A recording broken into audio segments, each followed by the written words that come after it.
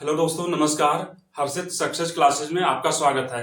जैसा कि आप लोग जानते हैं कि पिछले कुछ क्लासेस से हम लोग क्लास 9th मैथ का जो है स्टार्ट कर चुके हैं। तो उसी सीरीज को आगे बढ़ाते हुए आज हम लोग जो है पढ़ेंगे चैप्टर 4, दो चरों वाले रैखिक समीकरण। इसके पहले हमने जो है पहला चैप्टर कवर कर लिया है, दूसरा चैप्टर कवर कर लिया है, तीसरे चैप्टर को हम लोग जो बाद में कवर करेंगे वो निर्देशांक ज्यामिति है। इसके बाद हम लोग जो है फोर्थ चैप्टर आज कवर करेंगे। तो आई होप फर्स्ट चैप्टर और सेकंड चैप्टर आप लोग का अच्छे से क्लियर होगा। तो उसी सीरीज को आगे बढ़ाते हुए हम लोग जो है आज के वीडियो को शुरू करते हैं।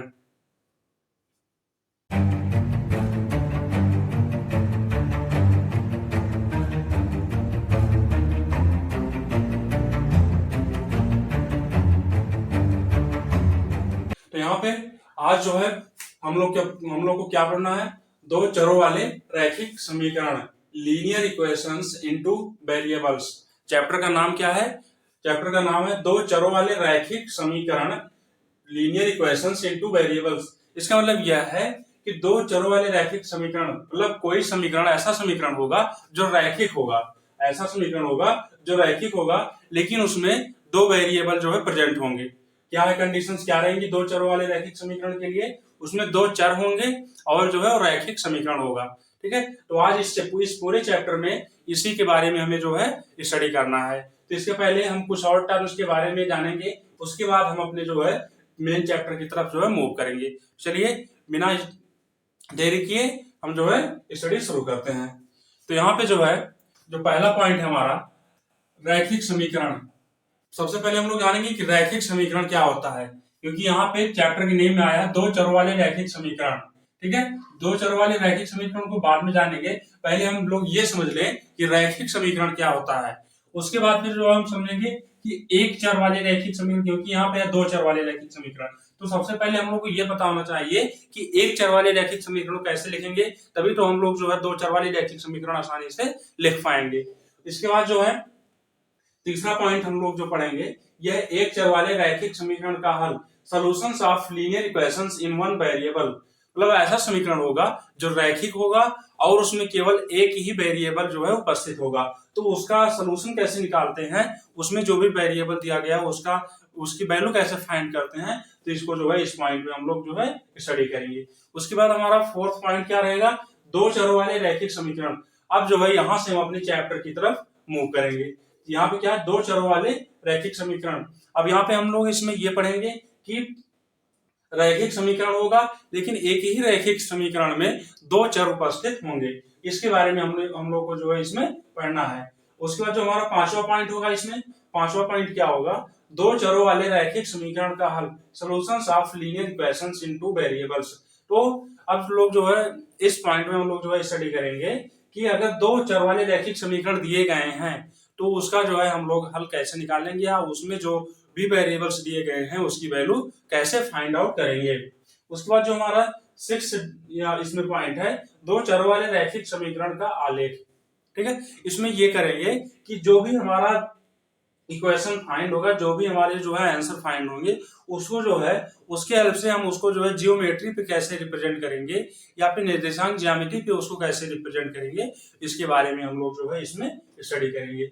और आप लोग ये बता दें, जो भी रैखिक समीकरण होता है, रैखिक समीकरण को हम लोग जियोमेट्री में एक लाइन द्वारा, स्ट्रेट लाइन द्वारा जो है रिप्रेजेंट करते हैं। ठीक है, जैसे यहाँ पे कोई भी रैखिक समीकरण होगा, इसको अगर हमें जो है जियोमेट्री में रिप्रेजेंट करना होगा तो एक स्ट्रेट लाइन से जो है हम लोग जो है इसको रिप्रेजेंट करते हैं। ये जैसे मान लो यहाँ पे कोई भी नाम दे दें ए और बी, तो ये जो जियोमेट्री होगा ये लीनियर इक्वेशंस का होता है। ठीक है, अब सबसे पहले हम लोग समझते हैं कि लीनियर इक्वेशन क्या होता है। सबसे पहले क्या समझेंगे हम लोग? लीनियर इक्वेशंस क्या होता है। पहले चैप्टर में आप लोग अगर अच्छे से पढ़े होंगे तो उसमें हमने बहुपद पढ़ाया था, दूसरे चैप्टर में बहुपद पढ़ाया था। तो बहुपद में बताया था कि रैखिक बहुपद, ठीक है, उसमें हमने बताया था रैखिक बहुपद क्या होते हैं। तो उसका आंसर ये होगा कि ऐसा बहुपद जिसकी अधिकतम घात एक हो, जिसकी अधिकतम घात एक हो, रैखिक बहुपद कहलाता है। अधिकतम घात एक का क्या मतलब है? जैसे मान लो कोई भी बहुपद दिया गया है, जैसे मान लो 3x + 2, 3x +2। तो यहाँ पे हम देख रहे हैं ये एक बहुपद लिखा हुआ है और इस बहुपद में जो जो भी चर है उस चर की अधिकतम घात कितनी है, 1 है। तो ऐसे बहुपद को जो है हम लोग रैखिक बहुपद उसमें बोले थे। तो यहाँ पर भी जो है इस तरह की बहुपद को रैखिक बहुपद ही बोलेंगे। लेकिन यहाँ पे हमें पढ़ना है रैखिक समीकरण, ठीक है। जब उस रैखिक बहुपद को हम 0 के इक्वल कर देंगे तो यही जो है हमारा क्या बन जाएगा, रैखिक समीकरण बन जाता है, ठीक है। तो यहाँ पे हम इसको डिफाइन कैसे करेंगे रैखिक समीकरण को, तो ऐसा समीकरण जिसमें उपस्थित बहुपद की अधिकतम घात 1 हो रैखिक समीकरण कहलाता है। इसको कैसे डिफाइन करेंगे, ऐसा समीकरण जिसमें उपस्थित बहुपद की अधिकतम घात 1 हो रैखिक समीकरण कहलाता है। यहाँ पे एग्जांपल्स भी हम लोग इसका लिख दिए हैं, जैसे 3x + 2 = 0, यहाँ पे 5x + 7 = 0, यहाँ लिख दिए 3y + 2 = 0। इस तरह से जितने भी समीकरण मिलेंगे ये सभी रैखिक समीकरण कहलाते हैं, ठीक है। आई होप जो है रैखिक समीकरण आप लोग का क्लियर होगा। अब चलते हैं एक चर वाले रैखिक समीकरण क्या होते हैं। बहुत सिंपल है, यहाँ पे हम देख रहे हैं जितने भी समीकरण लिखे गए हैं इन सब में केवल एक ही चर उपस्थित है। इन सभी बहुपद में, इन सभी रैखिक समीकरणों में केवल जो है एक ही चर उपस्थित है। तो ऐसे समीकरण, ऐसे रैखिक समीकरण जिसमें केवल एक ही चर उपस्थित होते हैं उसे एक चर वाले रैखिक समीकरण कहते हैं, ठीक है। इसका डेफिनेशन क्या होगा, ऐसे रैखिक समीकरण, ऐसा रैखिक समीकरण जिसमें उपस्थित बहुपद, जिसमें केवल एक चर उपस्थित होते हैं। बहुपद तो इसमें रहेगा ही, ठीक है, लेकिन उस बहुपद की जो अधिकतम घात होगी वो केवल 1 होती है। तो यहाँ पे जो है रैखिक समीकरण, एक चर वाले रैखिक समीकरण, ये क्लियर हो गया, ये हो गया और ये हो गया है, ठीक है। दोनों पॉइंट को फिर से एक बार रिवाइज करता हूं। सबसे पहले हमने क्या होता है, रैखिक समीकरण क्या होता है, तो ऐसे समीकरण जिसमें उपस्थित बहुपद की अधिकतम घात 1 हो रैखिक समीकरण कहलाता है। उसके बाद दूसरा पॉइंट क्या होता है, हमने एक चर वाले रैखिक समीकरण किसे कहते हैं, तो इसको बोलेंगे ऐसा रैखिक समीकरण जिसमें केवल एक ही चर उपस्थित हो रैखिक, एक चर वाले रैखिक समीकरण कहलाते हैं। इसका एग्जांपल ऐसे भी लिख सकते हैं, जरूरी नहीं है कि केवल जो है x वाले टर्म में ही लिख सकते हैं, y वाले टर्म में भी लिख सकते हैं, किसी भी मतलब चर में लिख सकते हैं, लेकिन जो कंडीशन होगी पूरे समीकरण में केवल एक ही चर आएगा। अगर x आया है तो x ही सब जगह मिलेगा, अगर y आया है तो y ही सभी जगह मिलेंगे, अगर z लिखा गया है तो z ही सभी जगह मिलेंगे। इसका मतलब यह है कि इस समीकरण में, एक चर वाले रैखिक समीकरण में जितने भी चर मिलेंगे वो सभी जगह सेम मिलेंगे और उनकी अधिकतम घात कितनी होगी, 1 होगी। तो आई होप पहला पॉइंट और दूसरा पॉइंट आप लोग का अच्छे से क्लियर होगा। अब चलते हैं अपने थर्ड पॉइंट की तरफ। थर्ड पॉइंट में क्या कह रहा है, एक चर वाले रैखिक समीकरण का हल, एक चर वाले रैखिक समीकरण का हल कैसे निकालते हैं। अभी मान लो हमने यहाँ पे एग्जांपल लिखा है 5x + 7 = 0, 5x + 7 = 0। ये हमने जो है एक चर वाले रैखिक समीकरण लिख दिए हैं। ये क्या है, हमारा एक चर वाला रैखिक समीकरण है, या इसको रैखिक समीकरण भी बोल सकते हैं क्योंकि इसमें जो है अधिकतम पावर 1 है, ठीक है। अब इसका हम हल कैसे निकालेंगे, तो बहुत ही सिंपल है। इसमें जो चर है क्या है, x है, तो x की वैल्यू अगर हमें निकालनी हो तो x वाले टर्म को हम एक तरफ रखेंगे और बाकी सबको इक्वल के दूसरी साइड भेज देंगे, ठीक है। ट्रांसपोज कर देते हैं या पक्षांतरण कर देते हैं। तो यहाँ पे x वाले टर्म को रखेंगे, 5x लगा हुआ है तो इसको रखेंगे, ये इक्वल लगा देंगे। अब देखो ये +7 है, ये इक्वल की उस साइड आएगा, ये -7 हो जाएगा। एक पॉइंट आप लोग को ध्यान रखना है, अगर इक्वल है कहीं पे, अगर इधर कोई भी वैल्यू माइनस साइन के साथ है तो ये इधर जाएगा तो ये प्लस हो जाएगा, ठीक है। इसी तरह से अगर कोई वैल्यू जो है इधर प्लस साइन के साथ है, इधर आएगा तो ये क्या हो जाएगा, माइनस हो जाएगा। इसी तरह से अगर मान लो इधर मल्टीप्लाई है, इधर मान लो अगर डिवाइड है, ठीक है, तो इधर जाएगा तो ये मल्टीप्लाई में आ जाएगा, या इधर अगर मल्टीप्लाई में है तो इधर आएगा तो ये डिवाइड में हो जाएगा। इसी तरीके से अगर इधर कुछ मल्टीप्लाई में है, इधर जाएगा डिवाइड में हो जाएगा, अगर इधर डिवाइड में है तो इधर आएगा मल्टीप्लाई में हो जाएगा। इसका मतलब मतलब पक्षांतरण करते समय जो भी वैल्यू होती है उसका मान जो है उसके जस्ट उल्टा हो जाता है। तो यहाँ पे +7 था तो इधर जाएगा -7 हो जाएगा। तो यहाँ से x की वैल्यू में निकालनी है, केवल x को हमें रखना है, ये 5 इंटू में x है, ठीक है। तो यहाँ से x वाले टर्म को हम इधर ही रखेंगे, x इक्वल लगा देंगे, इधर -7 है, ये देखो 5 जो है इंटू में है, x के साथ किस में है, ये गुणा में है, तो इधर जाएगा क्या आ जाएगा, ये भाग में आ जाएगा, 7 हो गया। अभी मैंने बताया था अगर कोई भी चीजें इंटू में है तो इक्वल की उस साइड जाएंगी तो डिवाइड में हो जाएंगे, ठीक है। तो ये हमारा जो x का मान आ गया -7/5, यही जो है इस रैखिक समीकरण का जो है हल है, ठीक है। x का जो भी मान आएगा यहाँ पे या जो भी वेरिएबल्स हैं उस वेरिएबल्स का जो भी मान आता है वही जो है उस रैखिक समीकरण का हल कहलाता है। तो आई होप थर्ड पॉइंट भी आप लोग का अच्छे से क्लियर होगा। ये सब बहुत बेसिक पॉइंट है, अभी आप लोग जो है इतना तो सॉल्व करना जानते ही होंगे, ठीक है। अब हम चलते हैं अपने फोर्थ पॉइंट की तरफ, जो यहाँ से चैप्टर हमारा स्टार्ट होता है। चैप्टर का जो जिक्र है यहाँ से होता है। अब तक तो हम एक चर वाले रैखिक समीकरण पढ़ रहे थे, लेकिन हमारे चैप्टर का नाम ही है दो चरों वाले रैखिक समीकरण, ठीक है। तो यहाँ से जो है हम अपने चैप्टर का जो है जिक्र स्टार्ट करते हैं। तो यहाँ पे जो है दो चरों वाले रैखिक समीकरण, पांचवा पॉइंट क्या है, दो चरों वाले रैखिक समीकरण।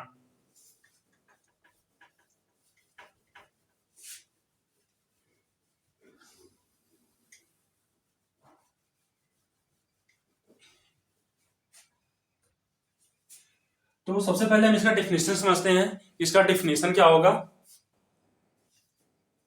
तो यहाँ पे है दो चरों वाले रैखिक समीकरण, ठीक है। इसके पहले हमने पढ़ा एक चर वाले रैखिक समीकरण। एक चर वाले रैखिक समीकरण क्या होते हैं, जैसे मान लो यहाँ पे हम लिख दिए 5y+3, ठीक है। तो ये एक चर वाला रैखिक समीकरण है। ये जो है एक चर वाला रैखिक समीकरण है क्योंकि इसमें केवल एक ही चर आया है।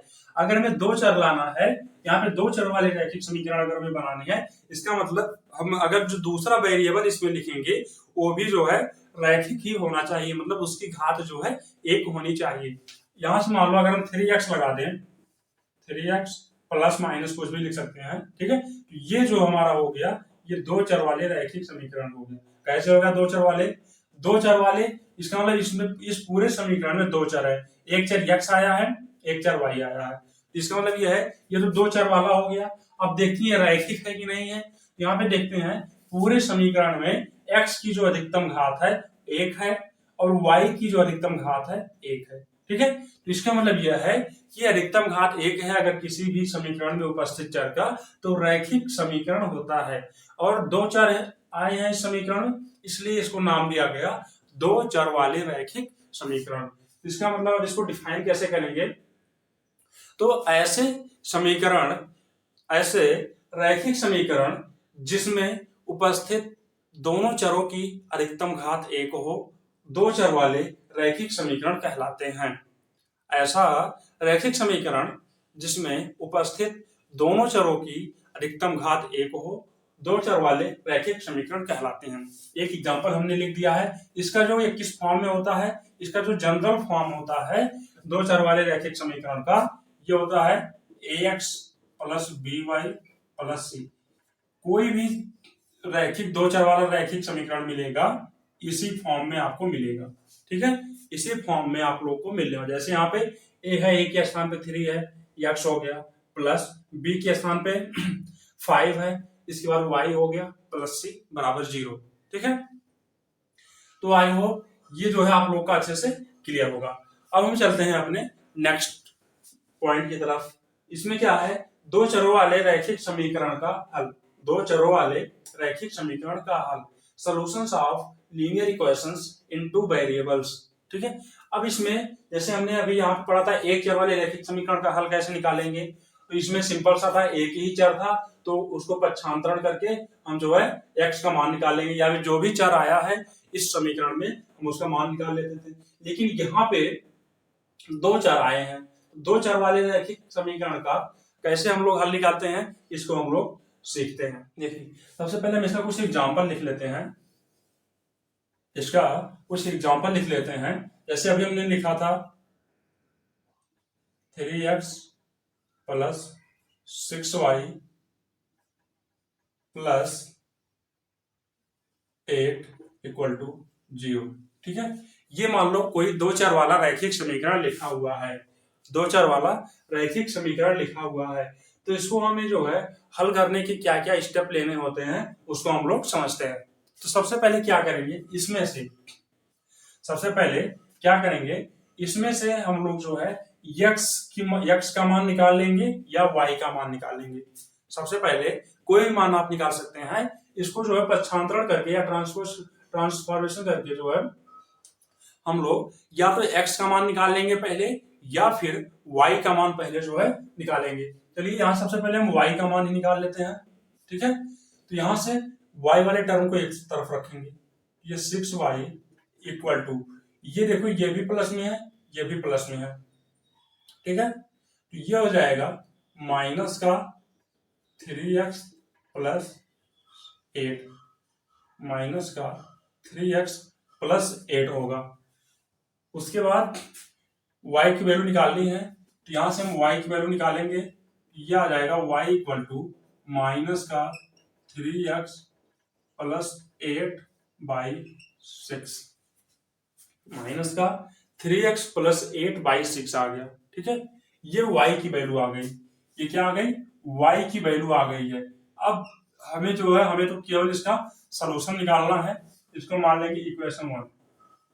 ठीक है, अब यहाँ पे जो है हम अपने इच्छा से कुछ मान रखेंगे, हम जो है अपनी इच्छा से यहाँ पे कुछ मान रखेंगे, y का जो मान रखेंगे या x का जो मान रखेंगे उस पे जो है हमें y का मान प्राप्त होगा। ठीक है, तो चलिए सबसे पहले हम इसमें रखते हैं x बराबर 0।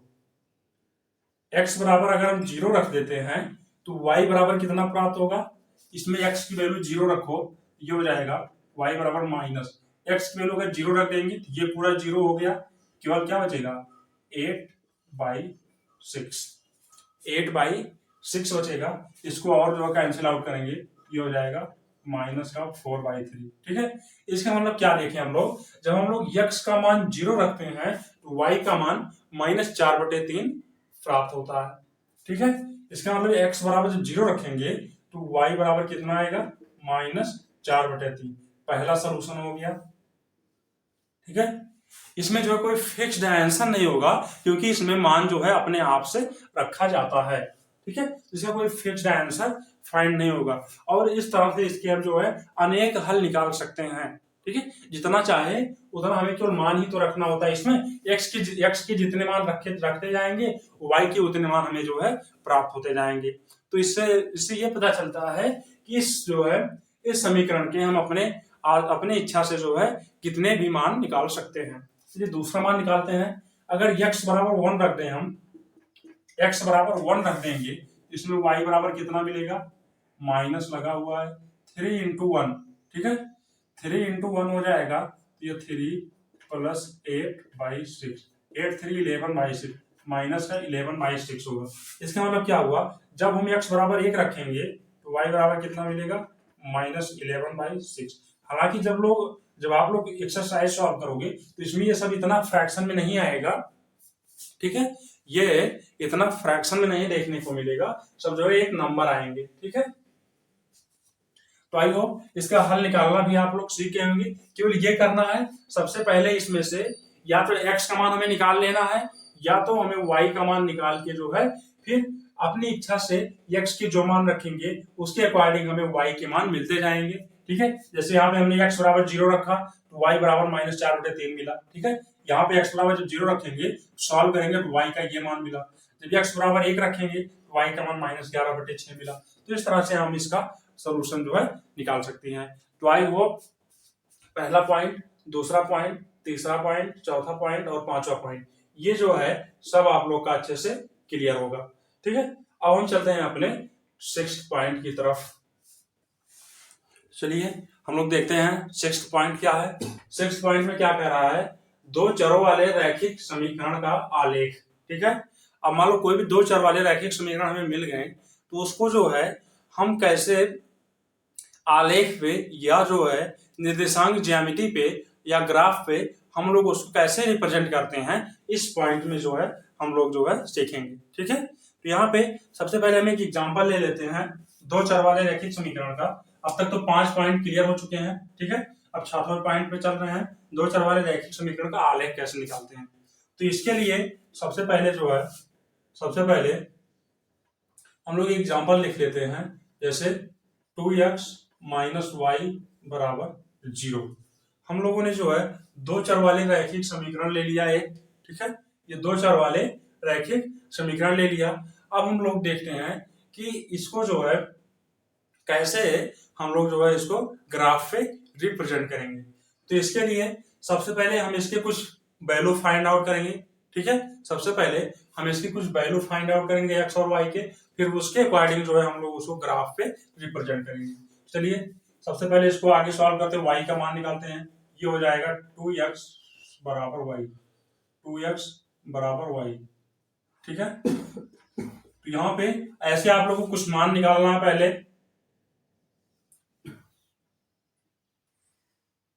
कुछ मान निकालते हैं सबसे पहले।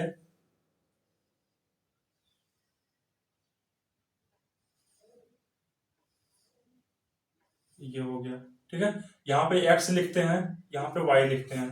ठीक है, जब हम x बराबर 0 रखते हैं, जब हम x बराबर 0 रख देंगे तो y बराबर कितना मिल जाएगा, x बराबर 0 रखेंगे तो y बराबर भी कितना मिल जाएगा, 0 मिल जाएगा। अगर आप लोग जैसे मान लो यहाँ पे तो सिंपल सा है तो डायरेक्ट ऐसे लिख ले रहे हैं, अगर मान लो यहाँ पे थोड़े जो है टफ टर्म आ जाते हैं तो उसको हम सॉल्व कर सकते थे। ठीक है, जैसे यहाँ पे हमें 2x बराबर y है तो ऐसे लिखते हैं x बराबर 0 पर y बराबर 0 होगा। ठीक है, यहाँ पे हम डायरेक्ट एक चार्ट में लिख ले रहे हैं क्योंकि इससे हमें जो है पॉइंट बनाने में जो है आसानी होगी। ठीक है, इसी तरह से जब हम x बराबर 1 रखेंगे, ठीक है, जब x बराबर 1 रखेंगे तो y बराबर कितना हो जाएगा, 2 हो जाएगा। ठीक है, इसी में देखो जब हम x बराबर 1 रख देंगे तो 2 into 1 equal to y, y equal to कितना आ जाएगा, 2 आ जाएगा। इसका मतलब क्या है, जब x की वैल्यू 1 रखेंगे तो y की वैल्यू 2 मिलेगी। ठीक है, इसके बाद हम देख लेते हैं y की वैल्यू 2 रखते हैं, y की वैल्यू 2 रखते हैं, सॉरी x की वैल्यू 2 रखते हैं तो y की वैल्यू 4 मिलेगी। ठीक है, इसके बाद हम y की, हम जो है x की वैल्यू 4 रखते हैं तो y की वैल्यू कितनी मिलेगी, 8 मिलेगी। ठीक है, अब हम इसको ग्राफ कैसे रिप्रेजेंट करते हैं इसको समझते हैं। इसको इरेज कर देते हैं। अभी यहाँ पे जरूरी नहीं है कि केवल इतने ही मान निकाल सकते हैं, लेकिन जैसे हमें जरूरत होगी तो और भी हम मान निकाल सकते हैं। केवल अपने तरफ से हमें मान ही तो रखने होते हैं, मान रख के हम जितना चाहे उतने पॉइंट जो है फाइंड कर सकते हैं। ठीक है, यहाँ पे जो है सबसे पहले हम लोग बनाते हैं कैसे इसको रिप्रेजेंट करना है।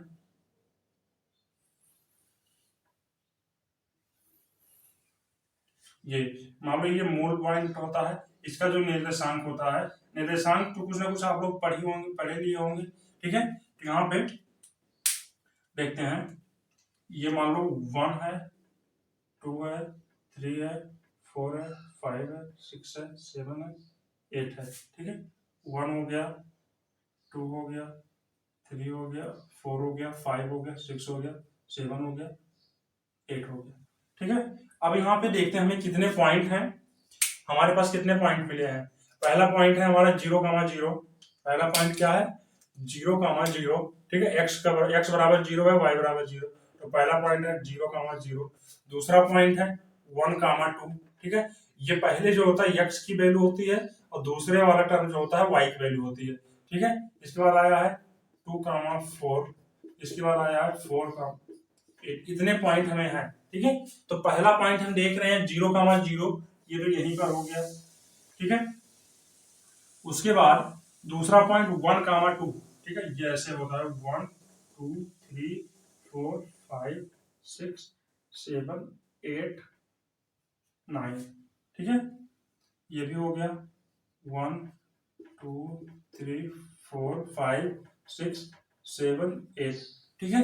तो सबसे पहले हमें क्या है 1, 2, इसका मतलब एक्स एक्सिस पे ये जो होता है ये एक्स एक्सिस होता है, ठीक है, और ये जो होता है ये वाई एक्सिस होता है, ठीक है। ये निगेटिव का एक्स एक्सिस होता है, ये जो है निगेटिव का वाई एक्सिस होता है, ठीक है। जैसे मान लो ये, जैसे मान लो अपनी तरफ ऐसे खड़े हो तो इधर जो राइट साइड में होगा एक्स एक्सिस होगा, और जो ये ओरिजिन पॉइंट से जो ऊपर साइड होगा वाई एक्सिस होगा। ग्राफ बनाते समय आप लोग इस बात का विशेष ध्यान रखेंगे कि जो राइट साइड होगा एक्स एक्सिस होगा, जो अपर साइड होगा वाई एक्सिस होगा। इसके बाद जो लेफ्ट साइड में होगा वो निगेटिव एक्स एक्सिस होगा, ये भी एक्स एक्सिस होता है लेकिन इसको निगेटिव एक्स एक्सिस कहते हैं, इसको निगेटिव वाई एक्सिस बोलते हैं, ठीक है। क्योंकि ये देखो जीरो है, तो जीरो से जब कम होगा, जीरो से कम होगा तो निगेटिव में ही तो नंबर, जैसे मान लो नंबर लाइन आप लोगों ने पढ़ा होगा, बीच में जीरो होता था, इधर सारे नंबर पॉजिटिव होते थे, इधर सारे नंबर जो है निगेटिव होते थे। इसी तरह से ये भी तो है, इधर मान लो ये जीरो है, मिड पॉइंट है, तो इधर सारे नंबर पॉजिटिव होंगे, इधर सारे नंबर नेगेटिव होंगे, इसलिए इसको माइनस का एक्स एक्सिस लिखा जाता है, ठीक है। इसी तरह से मान लो यही नंबर लाइन अगर वर्टिकल है, तो मान लो मिड पॉइंट ये हो गया, इधर सारे पॉजिटिव होंगे, इधर सारे नेगेटिव होंगे, तो यहाँ से ऊपर के सारे नंबर पॉजिटिव लिखे जाते हैं, नीचे के सारे नंबर जो है निगेटिव लिखे जाते हैं। तो यहाँ से इसको जो है हम बनाते हैं। तो पहला पॉइंट है 0, 0 हो गया, दूसरा पॉइंट है 1, 2, ठीक है। एक्स एक्सिस पे 1 है, वाई एक्सिस पे 2 है, इसका मतलब ये यहां से कहीं जाएगा, ये यहां पे कहीं हो गया, ठीक है। उसके बाद 2, 4, एक्स एक्सिस पे 2, वाई एक्सिस पे 4, ये आएगा यहाँ पे कहीं पे, ठीक है। इसके बाद 4, 8, इस पे 4 हो गया और इस पे 8 हो गया, ठीक है, ये ऊपर जाएगा ऐसे, ये इस पे हो गया, ठीक है। फिर इसी को जो है एक सीधी लाइन से ऐसे मिला दो, ठीक है, एक सीधी लाइन से ऐसे मिला दो, ये जो होगा ये तुम्हारा किसको रिप्रेजेंट करेगा, 2x-y बराबर 0 को रिप्रेजेंट करेगा। ये जो लाइन है ये लाइन किसको रिप्रेजेंट कर रहा है, 2x-y बराबर 0। आप लोग को ऐसे ही जो है लिखना होगा, ठीक है। तो आई होप इस छोटे से एग्जांपल से आप लोग को कुछ आइडिया लगा होगा। इसके अलावा जब हम एक्सरसाइज कराएंगे तो ये सारे क्वेश्चन, इससे भी टफ क्वेश्चन, इससे भी बड़े बड़े क्वेश्चन, इससे भी बड़े बड़े समीकरण मिलेंगे, तो उसको पढ़ते समय आप लोग के सारे डाउट्स जो है क्लियर हो जाएंगे। तो ये तो एक एग्जाम्पल के लिए बता दिए थे कि कैसे हमें वर्क करना है, ठीक है। तो पहला स्टेप हमारा क्या होगा कि y की वैल्यू फाइंड करेंगे, ठीक है। फिर इस y जब इस तरह से हम बना लेंगे, उसके बाद x और y के कुछ वैल्यू फाइंड करेंगे, ठीक है।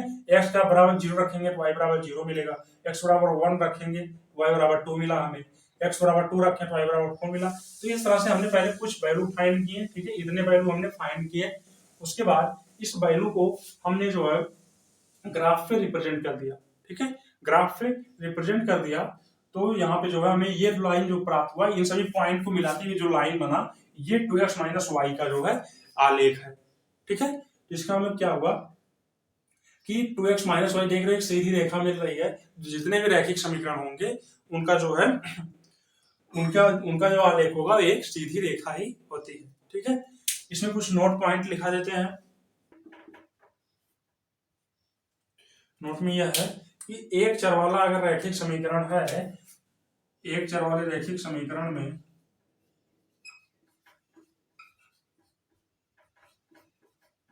एक चर वाले रैखिक समीकरण का केवल एक हल होता है,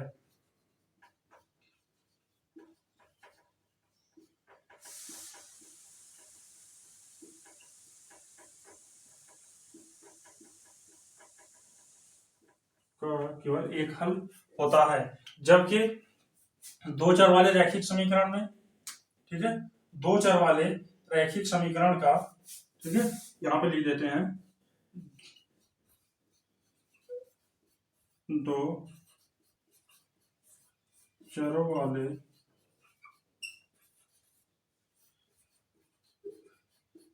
रैखिक समीकरण का अपरिमित रूप से अनेक हल होते हैं,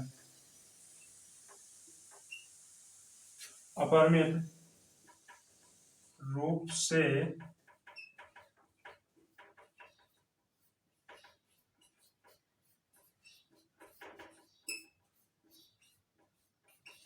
अनेक हल होते हैं। ठीक है, तो ये दो पॉइंट आप लोग ध्यान में, अभी हमने देखा यहाँ पे जो रैखिक समीकरण हमने लिखा था उसका केवल एक ही आंसर आया था। ठीक है, जितने भी एक चर वाले रैखिक समीकरण होंगे उसका केवल एक ही सलूशन निकलेगा, एक ही आंसर आएगा। लेकिन जितने भी दो चर वाले रैखिक समीकरण होंगे उनके अनेक हल होते हैं, उनके अनेक हल होते हैं। यहाँ पे हमने देखा ऐसे दो चर वाले रैखिक समीकरण थे, यहाँ पे इतने हल हमने निकाले। अभी जो है हम चाहते तो और भी इसके कई मान निकाल सकते थे। इससे क्लियर हुआ जितने भी दो चर वाले रैखिक समीकरण होंगे उनमें जो है अनेक हल होंगे, जितने एक चर वाले रैखिक समीकरण होंगे उनमें जो है केवल एक हल होंगे। तो आई होप ये जितने भी टॉपिक आज हमने समझाए हैं सभी टॉपिक आप लोग का अच्छे से क्लियर होगा। आज हम लोगों ने पढ़ा रैखिक समीकरण क्या होता है। ठीक है, ऐसे समीकरण जिसमें केवल जो है एक ही चर उपस्थित हो और उसकी अधिकतम घात एक हो, एक चर वाले रैखिक समीकरण कहलाते हैं। ठीक है, रैखिक समीकरण और एक चर वाले रैखिक समीकरण का डेफिनेशन में थोड़ा सा अंतर होगा। केवल इसमें रैखिक समीकरण में केवल यह है कि इसकी अधिकतम घात एक होनी चाहिए, और एक चर वाले रैखिक समीकरण में यह है कि उस समीकरण में केवल एक ही चर उपस्थित हो तथा उसकी अधिकतम घात एक हो। ठीक है, ये कंडीशन, दो कंडीशन इसमें होती है। इसमें एक चर वाले रैखिक समीकरण का हल जैसे हम क्लास 8 7 में वैल्यू निकालते थे वैसे हल करके उस वेरिएबल का जो है हम सलूशन निकाल सकते हैं। उसके बाद दो चर वाले रैखिक समीकरण, तो ऐसे रैखिक समीकरण जिनमें दो चर उपस्थित हो तथा दोनों चरों की अधिकतम घात एक हो, दो चर वाले रैखिक समीकरण कहलाते हैं। ठीक है, यह भी क्लियर होगा। अब जो है दो चर वाले रैखिक समीकरण का हल कैसे निकालते हैं, दो एग्जांपल से हमने सीखा कैसे निकालते हैं। इसके बाद इसको हम जो है डायग्राम पे कैसे रिप्रेजेंट करते हैं, डायग्राम पे रिप्रेजेंट करना भी हम लोगों ने सीख लिया। अभी इसके आगे जब हम एक्सरसाइज के क्वेश्चंस कराएंगे तो जितने भी अभी ये सब चीजें आप लोग का और अच्छे से क्लियर होगा। तो आई होप आज के क्लास में आप लोग को बहुत ज्यादा मजा आया होगा। तो आज की क्लास को हम यही समाप्त करते हैं, मिलेंगे नेक्स्ट वीडियो में, तब तक के लिए जय हिंद।